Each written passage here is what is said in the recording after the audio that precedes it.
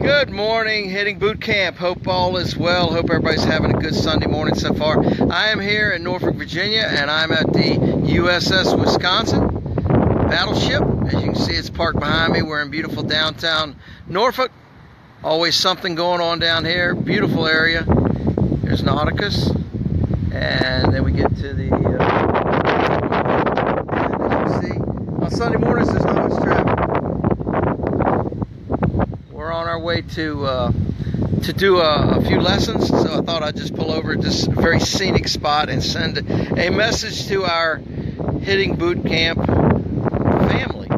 And realize that a lot of people now are you're either on a field now or playing this weekend. All-star tournaments are going on. Travel tournaments are going on, and or you're into a spot where baseball's wrapping up, and that you're on vacation or you're getting ready to go on vacation. Enjoy your time away from the ball field and relax a little bit. I know we can get all keyed up and create a lot of tension, around the ball field and being in such a competitive environment all the time. But make sure that you take time to decompress and enjoy life away from baseball. And our message today is really one about total bases and judging success of a hitter. And a lot of hitters will, especially young hitters, if they don't get a hit, they don't feel like they were successful. And the value of getting on base is not stressed enough, I think. And there's one guarantee about every run that's ever scored in any game. Any run that's ever scored, that player had to get to third base before they got home. They had to get to second before they got to third, and they had to get on first base before they made a trip around the bases. And I know this is so simple, but it is overlooked so many times. When you get to first base, you are then qualified to score. You are then still in the running. You are still eligible to score. And that is the name of the game, is to put runs on the board. When you put runs on the board, then everything else kind of works better. Your defense is able to work a little better. Your pitcher doesn't feel as pressured to do too much, and he's able to pitch with a little bit more, being comfortable and a little bit more at ease on the mound. If he's always pitching like he feels like he's got to shoulder the burden, then it's going to be tougher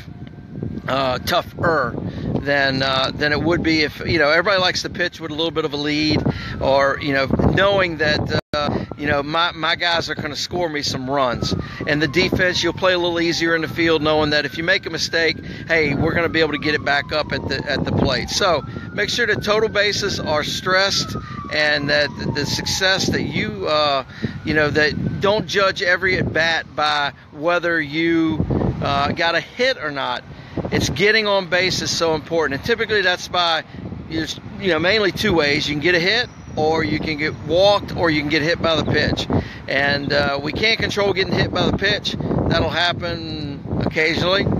However, walks and hits we can determine to a degree, and we can do things that will influence our success at the plate. Pitch selection. If we don't have discipline in the strike zone, and we don't have the ability to lay off some pitches, then our walk rate's going to go way down. And also, we're going to start hitting balls that aren't in the strike zone, and or not in a good part of the strike zone for us. And we are not going to be able to do a lot with them. We'll be on top and below, on top and on bottom of those pitches. So we'll be ground ball, fly balls all day. And if you're in a spot now where you're just constantly popping up, then you're under the ball a little bit. And that could be several things. But the easiest thing is you're hitting the ball too far out in front of you, and you're hitting under the ball instead of letting it travel a couple more inches, a couple more balls, and hitting more on the center of the ball. And if you're hitting the ball in the ground, a lot of times it's the same thing. You're reaching out front and you're hitting on top of the ball. Why does reaching out front not have the same result? Because our eyes are different. And some people will have it locked in, or their vision will be lined up where their contact point's above the center line of the ball constantly.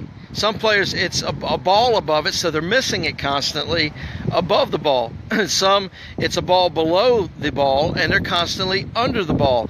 If you're swinging, and you're swinging in the same spot every time and missing the ball the same way, it's your vision, it's your eyes. It's not that you have bad eyes, it's just you don't have the ball lined up with you, where your brain perceives the ball to be is not actually where it is, so you're constantly under or you're constantly on top. As you get better about that, instead of being on top and on the bottom, you start bringing it into the middle of the ball, and then you're a little on top and a little on bottom, but you're consistently on top, you're consistently on bottom, and so you're grounding out a lot, you're popping up a lot.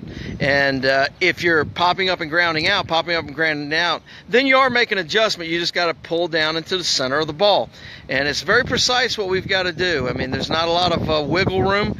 We're not hitting with a flat bat and a flat surface on the ball. It's round against round, and that's tough. And we have to be able to center in on the ball with our cylinder, and then we're hitting a ball which is a sphere, and we're trying to line up those two things, and it's a difficult thing to do, but that's what we have chosen to do, and we want to be good at it because not many people are.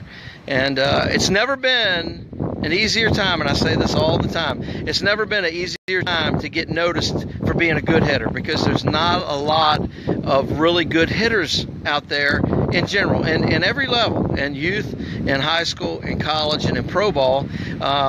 You know, there's this competition to be the best hitter on the team, or be the best hitter is not tremendous. Everybody's trying, but very few rise to that point. Guys that rise to that point are able to hit the center of the ball. And if you can develop that ability, relax your eyes, relax your body, let yourself react, you're going to be successful more so than any of your peers. And that's what we want. We want you to have success. So relax at the plate. If you guys are playing today, good luck. I hope it's not too hot where you are. It's going to be hot here today. And make sure you're drinking plenty of liquids. And number one thing I hear a lot of times, especially when I'm doing lessons, is I'll send somebody for some water, say get something to drink. Oh, I'm okay. Well, you know, your brain operates, you know, the optimum and the best when it's hydrated, when it's alert, when you've had good food, when you've had plenty of rest, and you have plenty of liquids. All of a sudden you start with a good motor, a good engine, and you're able to do something with that. As you go on, you know, as you're working, you are using up the liquids in your body, and you're dehydrating to a degree. And one of the first things to go is up in your brain. You lose just a little edge of your judgment. You don't think quite as quick, because your blood's starting to thicken a little bit.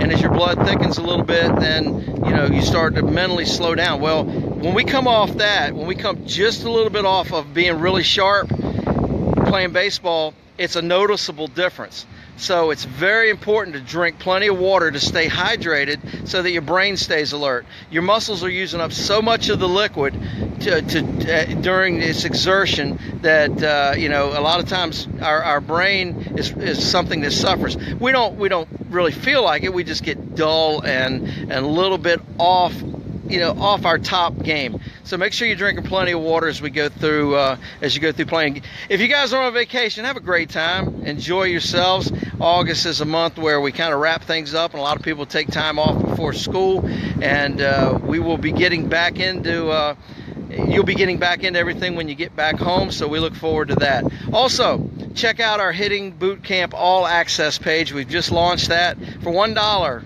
you can try us out for a week. $1, you have access to me. It's an area where you can ask questions, and I'll answer your question, usually in a video form. And also you can post up videos of your player and the swing, and we'll evaluate that and talk about it, maybe make some suggestions or let you know what I see in that swing. So again, that's Hitting Bootcamp All Access, and you can look over here. There should be a link for it, and you just click on that. Again, 1 week trial is $1. If you don't like it after 1 week, just cancel, and it's cost you $8. After that, it's $9.97 a month, and you will have total access to me, and you have your own personal hitting coach. So check that out. It's a fantastic thing that we just launched, and it's a way for our community to stay in touch with each other and for us to develop relationships. I want to develop personal relationships with you guys that are in that area, and we're able to go through this hitting journey. Take care, everybody. Hope you have a great day.